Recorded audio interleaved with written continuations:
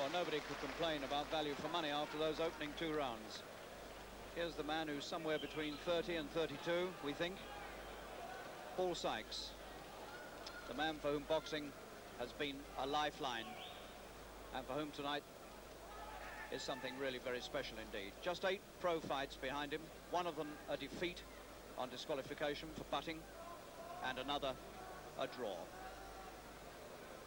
Funnily enough, he has actually been 10 rounds of boxing competitively, and Gardner never has. Gardner's never been beyond 8.5 rounds in his life. But this man, Paul Sykes, much less experienced, has in fact done 10 rounds a couple of times.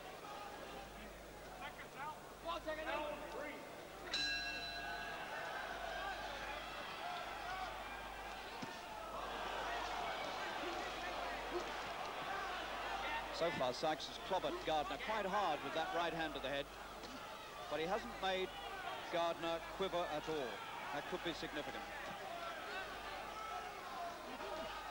Gardner's been known to come back from worse clobberings than this.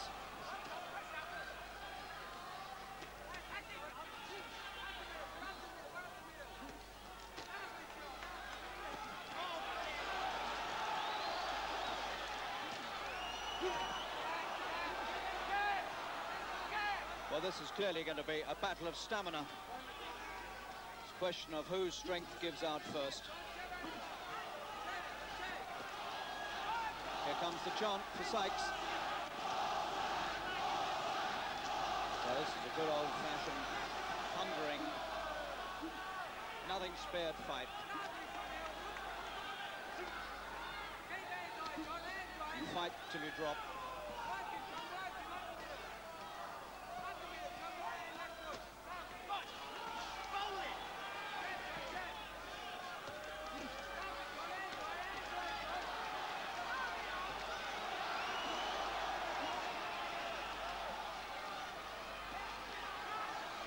Gardner's swinging punches in at a formidable rate. His work rate is really quite high. And Sykes is beginning to blow. And he's not throwing nearly as much leather as Gardner. And they really have set a remarkable pace, and that'll suit Gardner.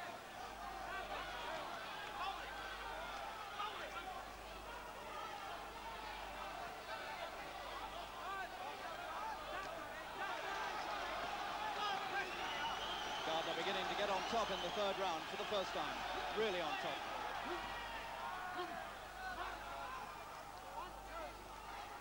And these early rounds must be taking an enormous amount out of both men. The pace just has to slacken.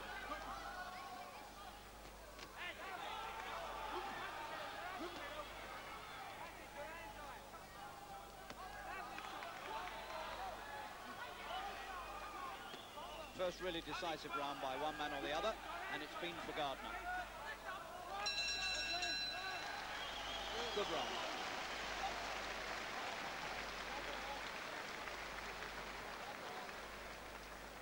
Well, Gardner really did get on top then, and the man's stamina was beginning to show because he was still going strong and keeping his work rate high, whereas Sykes noticeably was beginning to blow a bit, and his work rate was dropping off alarmingly.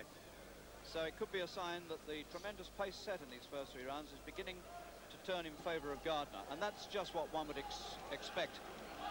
But Sykes may still have a big punch left, and if he does, and he manages to get it across and time it, then it could be very interesting. No telling yet which way this will go, although Sykes on my card is now dropped just slightly behind. Second down, round for ball.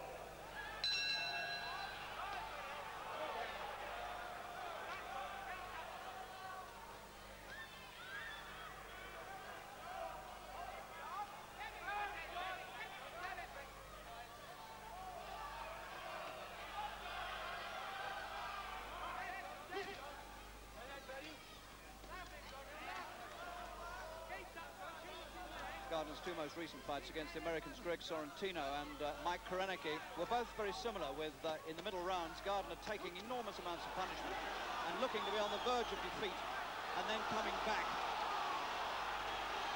And so far he's never looked in quite such trouble here.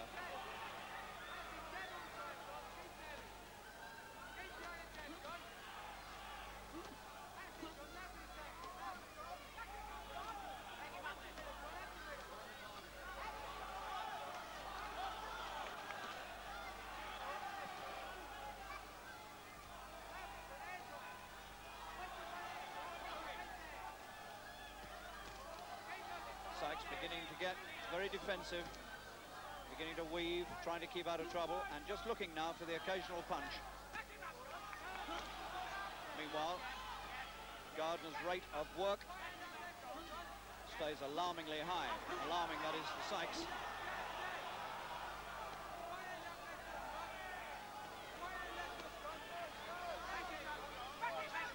Sykes' legs beginning to look a bit shaky. All the spring's gone out of him.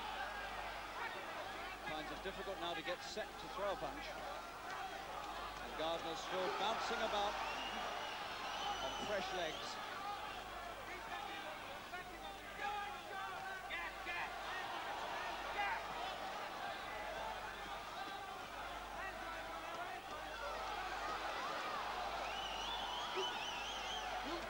Good right hand. My word, Sykes was looking for that one for a long time. Gardner took it well and came straight back. And that will be very discouraging for Sykes and his supporters.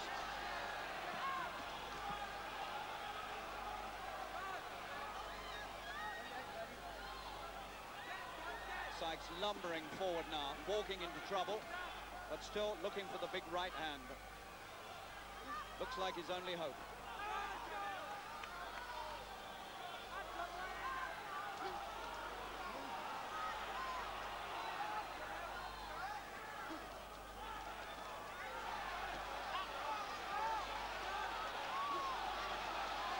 Gardner keeping it going all the time.